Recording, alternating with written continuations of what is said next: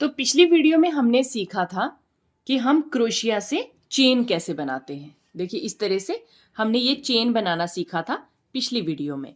मैं short videos में playlist पूरा एक प्लेलिस्ट बना रही हूँ जिसमें मैं सारे पार्ट्स लेके आ रही हूँ। हर एक पार्ट को अगर आप अच्छे से देखेंगे तो क्रोशिया चलाना बहुत आसानी से सीख जाएंगे। तो यहाँ पे देखिए ऐसे करके हमने पूरी चेन बनाना सीखी थी। इसके सारे मैंने एक एक बेसिक स्टेप आपको बताया है कि ये चेन आप किस तरह से बना सकते हैं। तो जब यहां तक आप पहुंच जाओगे इसके बाद नेक्स्ट स्टेप आता है, वो है सिंगल क्रोशिया या फिर हाफ क्रोशिया। ठीक है, जो एक हाफ क्रोशिया आते हैं, सिंगल क्रोशिया आते हैं, हाफ डबल क्रोशिया आते हैं, स्लिप स्टिच आते हैं, डबल क्रोशिया आते हैं, बड़े सारे क्रोशिया आते हैं। ठीक है, इसमें बहुत सारे आप डिजाइन बना सकते हो। तो सबसे पहले हम सीखेंगे कि जो सिंगल क्रोशिया होता है वो कैसे किया जाता है। अब यहाँ पे देखो, ये हमारे पास एक चेन है और जो आगे वाली चेन है यहां से हम बनाना स्टार्ट करेंगे। इस चेन से कुछ नहीं करना है, जो पहले वाली है इससे कुछ नहीं करना, दूसरी वाली से हम बनाना स्टार्ट करेंगे। तो सिंगल क्रोशिया में हमें क्या करना होता है, क्रोशिया के ऊपर इस तरह से धागा नहीं लेना होता। ठीक है, बिना इस तरह से क्रोशिया पे धागा लिए हुए हमको बनाना होता है सिंगल क्रोशिया।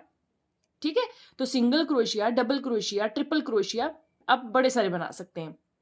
सिंगल क्रोशिया में पहली चेन को हम छोड़ेंगे, इसको दूसरी चेन से हम बनाएंगे। देखिए चेन का जो ये ऊपर वाला पोर्शन होता है ना, इसमें से हमने लेना होता है ऊपर वाला, नीचे वाले पोर्शन को छोड़ देना होता है।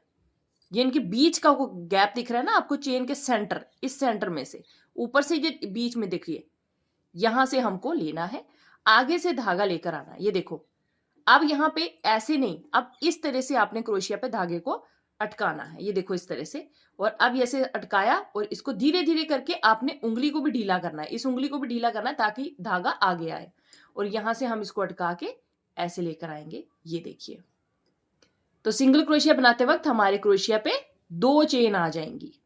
अब दोनों चेन के बीच से देखिए, अब हम इधर से लेंगे, जैसे हम चेन बनाते हैं ना उस तरह से हम इधर से लेंगे, आगे से धागा लेकर आएंगे और इन दोनों के बीच से इसको निकाल देंगे। ये एक सिंगल क्रोशिया हमारा बन गया।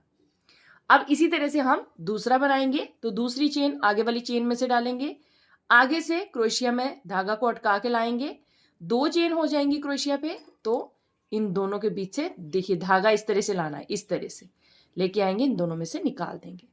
तो ये हमारा सिंगल क्रोशिया होता जा रहा है। इसी तरह से आगे वाले बनाएंगे, इसी तरह से आगे वाला बनाते जाएंगे। तो ये होता है हमारा सिंगल क्रोशिया। होप करती हूं आप यहां तक समझ गए होंगे सिंगल क्रोशिया किस तरह से होता है।